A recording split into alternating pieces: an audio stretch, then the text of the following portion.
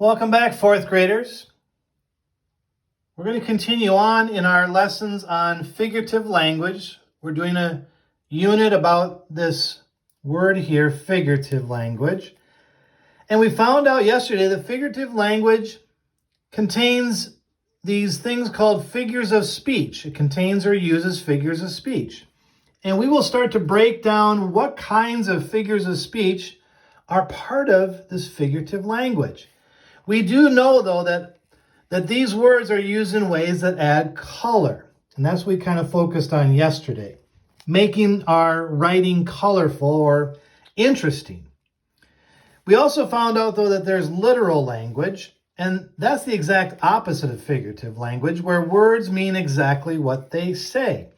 We don't have to try to figure them out. They say exactly what the words are. So today, we're going to look at one of those types of figurative language that goes along with this poster here that you saw right at the very beginning. Remember, we talked about putting some post-it notes in our notebook to start using today. So if you found them in your materials envelope or just found some post-its around the house, that's great. Use those starting today. If you couldn't find anything, then hopefully you found some index cards from earlier this year that you got in your materials. You can just use index cards. But if you don't have either of those, then just make a box on your notebook page where you can imagine a post-it note would be sitting. And you're going to copy down this word right here. Alliteration.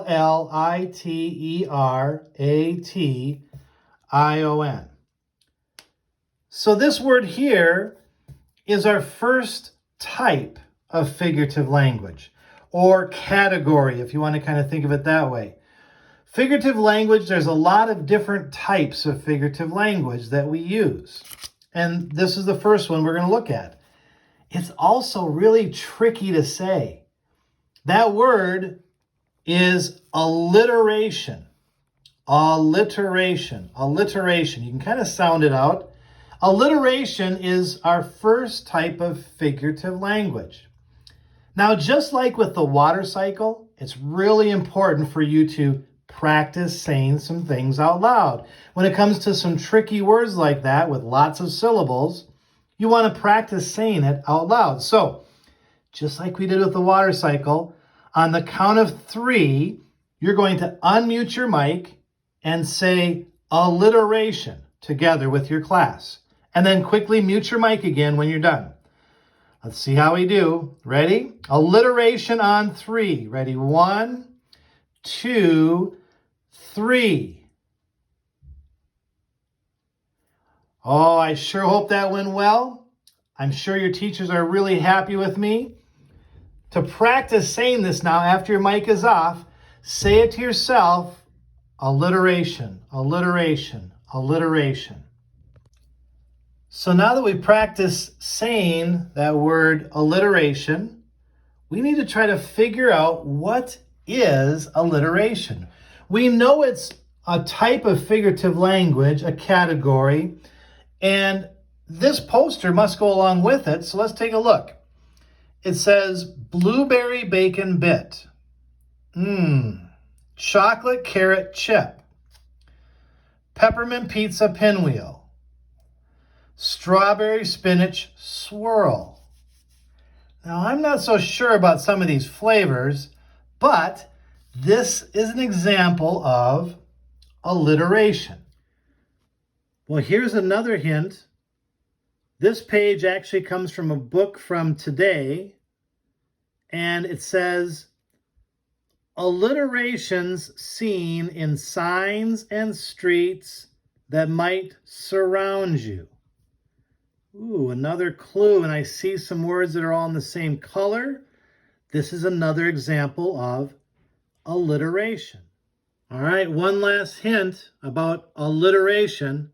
On this page, we see, while Charlie chipped in cheesy chips and chicken wings instead. Charlie chipped in cheesy chips and chicken wings instead. I picked this one because I know Mrs. Husong loves chips.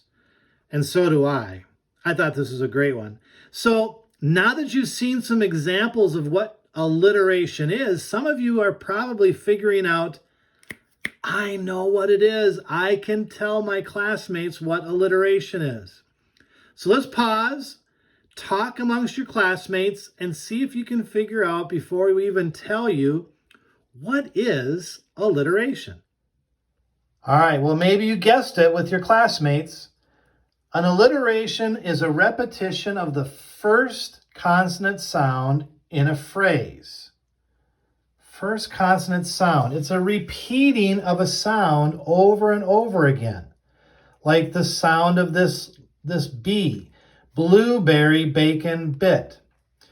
That's repeated over and over. Chocolate, carrot, chip. Peppermint, pizza, pinwheel. Strawberry, spinach, swirl. They're all repeated consonant sounds at the beginning. That's what alliteration is. All right, we're going to put this on our Post-it notes so we have that definition next. So there we copied onto our alliteration Post-it note or index card, or write into our notebook if we had to. When you repeat the first sound over and over in a group of words. And notice I underlined sound, not letter. You have to be careful about that. It's when you repeat the first sound, which is usually the same letter. I mean, a lot of times it is the same letter over and over again. But to make it alliteration, it has to have the first sound over and over again in a group of words. Notice it doesn't say how many. Like if you have 2 words that have the first sound, is that alliteration? Or 3 words? Or 4? How many words do you have to have for it to be alliteration? Well, technically, if you have 2 of the same sounds within that phrase, it's alliteration. But most of the time you see alliteration is a number of them over and over again. Like in our example, there was at least 3 in each one. In this one, blueberry had 4 even. Blue bacon or blueberry bacon bit. B, the B sound, and happens to be the same first letter too. Getting back to then, why do we have figurative language? What's the purpose? What's the point of having alliteration? Who cares? So what? Why do we want alliteration? Well, remember, we have figurative language. Look at all the color here. It's ways to add color or interest to our writing, to make things colorful and interesting. If you look down here, it says, used to create melody, establish mood, and call attention to important words, and point out similarities and contrast. Melody, almost like music. When you think of alliteration, it has kind of a rhythm to it or a melody to it. Sometimes it has a rhyming quality to it. So we use alliteration to add color, to make things interesting.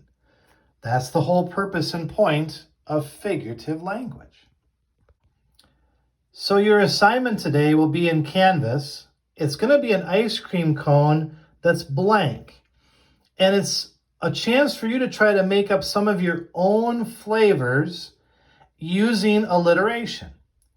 Now, obviously, as I talked about at the beginning of this lesson, some of these flavors do not sound very good together. That's okay.